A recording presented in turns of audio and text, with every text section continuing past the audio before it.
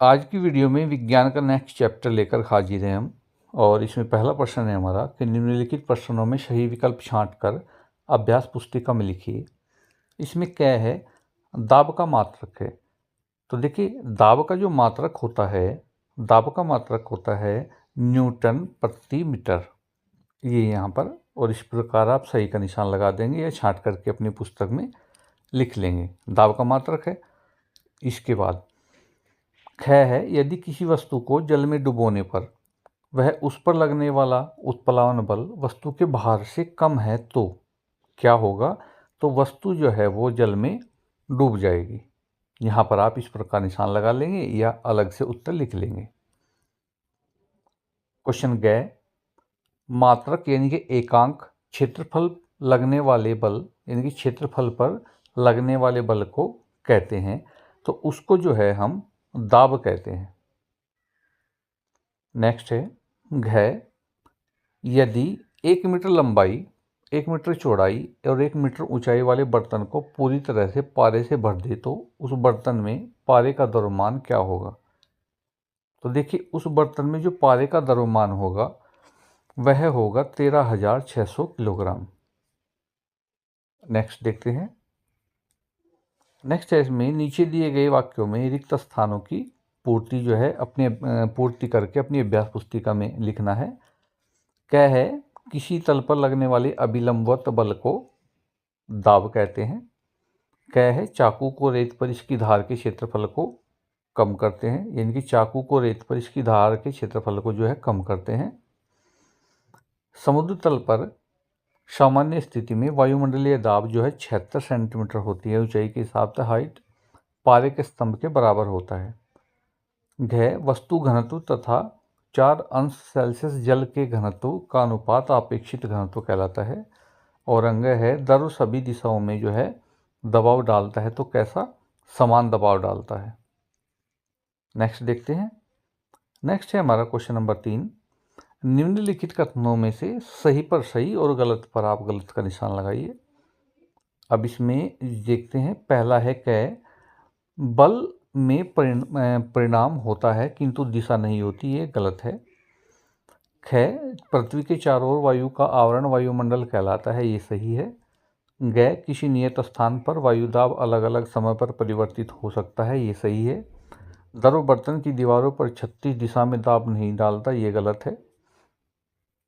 उसके बाद अंग है, किसी वस्तु को द्रव में डुबोने पर उसका भार बढ़ जाता है, ये भी गलत है। भार बल्कि घट जाता है। क्वेश्चन 4 है, निम्नलिखित कथनों का उत्तर एक शब्द में लिख दीजिए। क्या है, पृथ्वी द्वारा सभी वस्तुओं पर लगाया गया आकर्षण बल, ये सभी जानते हैं गुरुत्वाकर्षण बल है। और गुरुत्वाकर्षण बल की खोज जो है सर आइजैक न्यूटन ने की थी। फिर ख है, प्रश्न ख, कि इकाई क्षेत्र पर कार्य करने वाला अभिलंबवत बल दाब कहलाता है। प्रश्न ग है, वह बल जो वस्तु को जल में तैरते हुए रखती है तो ये उत्प्लावन बल होता है। इसके बाद घ है, दाब का एसआई मात्रक क्या होता है। तो न्यूटन प्रति मीटर स्क्वायर दाब का एसआई मात्रक है। 5वां प्रश्न, निम्नलिखित प्रश्नों के उत्तर अपनी अभ्यास पुस्तिका में लिखिए। इसमें प्रश्न नंबर क है, इसमें कहा है कि जल पंप में कितने वाल्व होते हैं, प्रत्येक का कार्य स्पष्ट करें। देखिए, जल पंप में जो है 2 वाल्व होते हैं, एक वाल्व सिस्टम में और एक वाल्व पंप की नली में होता है। यह वाल्व जल को पंप की नली से बाहर निकालने में सहायता करते हैं। इसके बाद है, निर्देव दाब मापी का सचित्र वर्णन कीजिए। या ये निदर्व हो सकता है। तो निर्दर्व दाब मापी में किसी द्रव का उपयोग नहीं होता। यह काफ़ी हल्का होता है, इसे निर्दर्व दाब मापी कहते हैं। इसके अंदर एक डिब्बा होता है जिसके ऊपर और नीचे का तल लहरियादार धातु से बने होते हैं। डिब्बे पर पड़ने वाला वायुमंडलीय दाब पैमाने पर घूमने वाले एक संकेतक से ज्ञात होता है और ये इस प्रकार का होता है। देखिए, ये चित्र है आपके सामने। इसके बाद वायुमंडलीय दाब की कमी अथवा अधिकता के अनुसार ही पैमाने पर कमानी से लगा संकेतक घूमता है। संकेतक की स्थिति देखकर किसी स्थान विशेष का दाब ज्ञात हो जाता है। नेक्स्ट क्वेश्चन हमारा गया है, साइकिल पंप की कार्यविधि का सचित्र वर्णन कीजिए। देखिए इसमें धातु का खोखला बेलन होता है जिसके निचले सिरे पर साइकिल में हवा भरने की एक रबर ट्यूब, एक हवा भरते समय पंप को जमीन पर स्थित रखने हेतु धातु की एक पट्टी लगी होती है। पिस्टन के ऊपर सिरे पर हत्था लगा रहता है। हत्थे से लगी हुई एक छड़ नीचे सिरे पर एक धातु की चकती से कसी होती है जिसके ऊपर चमड़े की आकृति का वाशर लगा रहता है। यह वाशर वाल्व का कार्य करता है। इसके बाद कार्यविधि की यदि हम बात करें पंप के, तो जब पंप के हत्थे को ऊपर की ओर खींचा जाता है तब पिस्टन के सिकुड़ने से फलस्वरूप उसके नीचे वायु कम हो जाती है और फिर पिस्टन के ऊपर से हवा दबाव डालकर वाशर के नीचे बेलन में भर जाती है। जब हत्थे को नीचे दबाया जाता है तब पिस्टन के नीचे की वायु पर दाब बढ़ता है जिसके कारण वाशर के किनारे फैलकर बेलन से चिपक जाते हैं और दबी हुई वायु रबर की नली से होकर ट्यूब में चली जाती है। साइकिल ट्यूब में भरी वायु के वाल्व ट्यूब पर बाहर से दाब डालने के कारण ट्यूब में भरी वायु बाहर नहीं निकल पाती और पिस्टन को बार बार ऊपर नीचे करने से साइकिल ट्यूब में हवा भर जाती है। ये देखिए इस प्रकार का साइकिल का पंप होता है, आप सभी से जानते हैं। इस प्रकार का चित्र आप बना लीजिएगा क्योंकि क्वेश्चन में सचित्र वर्णन कहा गया है। इसके बाद नेक्स्ट है प्रश्न घ, उत्प्लावन बल किसे कहते हैं। इसके आधार पर जो है उत्प्लावन का सिद्धांत जो स्पष्ट करें। देखिए उत्प्लावन बल क्या होता है, ये हेडिंग डालेंगे सबसे पहले, फिर लिखेंगे किसी वस्तु को पानी में या द्रव में पूर्णतः डुबोने पर वह अपने आयतन के बराबर द्रव विस्थापित करती है, उसे उत्प्लावन बल कहते हैं। देखिए प्लावन का जो सिद्धांत होता है, वस्तु का भार उत्प्लावन बल के बराबर या इससे कम होने पर वस्तु तैरती रहती है। क्योंकि वस्तु पर कार्यरत उत्प्लावन बल बराबर वस्तु द्वारा विस्थापित द्रव का भार, इसलिए जब वस्तु का भार वस्तु द्वारा हटाए गए पानी के भार के बराबर होता है तो वस्तु पानी की सतह पर पूर्णतः डूबती हुई जो है तैरती है। इसे प्लावन का सिद्धांत कहते हैं। नेक्स्ट है इसके बाद आर्किमिडीज का सिद्धांत, बहुत इंपॉर्टेंट है, 10वीं तक का क्वेश्चन है ये। आर्किमिडीज का सिद्धांत क्या है, तो आर्किमिडीज का सिद्धांत एक हेडिंग डाल लेंगे और फिर लिखेंगे जब कोई वस्तु किसी द्रव में पूर्णतया आंशिक रूप से डुबोई जाती है तो उसके भार में कमी प्रतीत होती है। भार में यह कमी उस वस्तु द्वारा हटाए गए द्रव के भार के बराबर होती है। इसे ही जो है आर्किमिडीज का सिद्धांत कहते हैं। उसके बाद प्रश्न नंबर है हमारा 6, निम्नलिखित प्रश्नों को अपनी उत्तर पुस्तिका में हल कीजिए।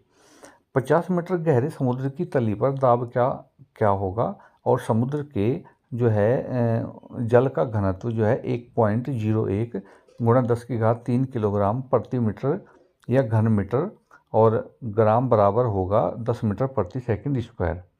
ये क्वेश्चन है और हल होगा। देखिए समुद्र के जल का जो घनत्व होता है वो डी मान लेते हैं और ये मान दिया है कि 1.01 गुणा 10³ किलोग्राम प्रति मीटर या घन मीटर, मीटर की घात 3 या घन मीटर, और ग्राम दिया है 10 मीटर प्रति सेकंड स्क्वायर।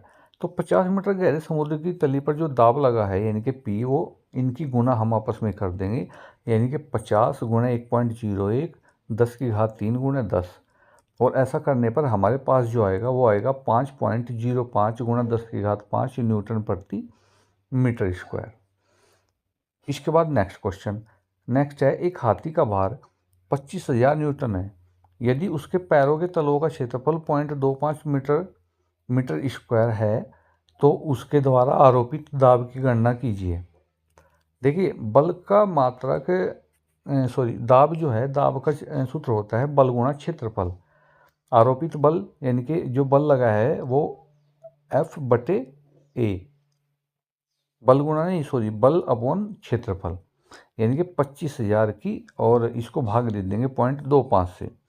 और जैसे ही हम भाग देंगे, देखिए यहाँ पर दशमलव है तो इन दशमलव के कारण ऊपर जो है 2 शून्य बढ़ जाएगी, फिर 25 से भाग देंगे, 25 से हम देंगे तो 25 कम 25, ये हमारा 1000 आएगा, 1000 गुणा 100, और ये आएगा हमारा इकाई दहाई सैकड़ा हज़ार 10,000 lakh 1 lakh newton metre square. यानी कि अगर 1 2 3 4 5 शून्य है तो 10⁵ newton metre square. Next question, बताइए कि जल पंप द्वारा अधिक से अधिक कितनी गहराई से जल निकाल सकते हैं। यदि वायुमंडलीय दाब दिया है 76 सेंटीमीटर पारे के स्तंभ का दाब और पारे का घनत्व दिया है 13.6 गुणा 10⁻³ किलोग्राम प्रति घन मीटर। उत्तर में आप लिख सकते हैं। देखिए इन्होंने दिया है एक 76 सेंटीमीटर, इसका मीटर हमने बढ़ाया 0.76 मीटर, और एक दिया है 13.6 10⁻³ किलोग्राम प्रति मीटर की घात 3। ये हाइट हमसे पूछी है और 10⁻³ किलोग्राम d2 दिया है। आप इन सब की गुणा एक बार रख देंगे और अपॉन में 10⁻³ क्योंकि ये इधर से हमारा इधर जाएगा और गुणा करने पर आएगा 10.336 मीटर। अतः जल पंप द्वारा अधिक से अधिक 10.33 मीटर गहराई से जल निकाल सकते हैं। इसमें प्रश्न नंबर 7 है, आप पिन को नुकीला क्यों बनाते हैं? देखिए पिन को नुकीला बनाने से इसका क्षेत्रफल कम होता है, जिसके कारण दाब में वृद्धि होती है।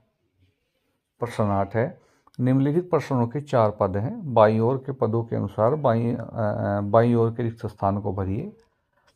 देखिए इसमें क्या होगा, देखिए ऐसे होता है। इसमें आप जो है इसको देख लेंगे अपनी बुक में कैसे है कि बल न्यूटन, वायुदाब न्यूटन मीटर प्रति मीटर, और दाब पास्कल, बल न्यूटन, क्षेत्रफल वर्ग मीटर, आयतन घन मीटर। यदि W1 तथा W2 क्रमशः वायु के भार तथा उत्प्लावन बल हो तो W1 जो है छोटा होता है W2 से, वस्तु तैरेगी, और यदि W1 बड़ा होगा W2 से तो वस्तु जो है डूब जाएगी। उसके बाद संपर्क तल का क्षेत्रफल कम, दाब अधिक, और संपर्क तल का क्षेत्रफल ज़्यादा तो दाब में कमी होगी। ये था आज का हमारा चैप्टर। नेक्स्ट वीडियो में नेक्स्ट चैप्टर लेकर के हाजिर होते हैं। धन्यवाद।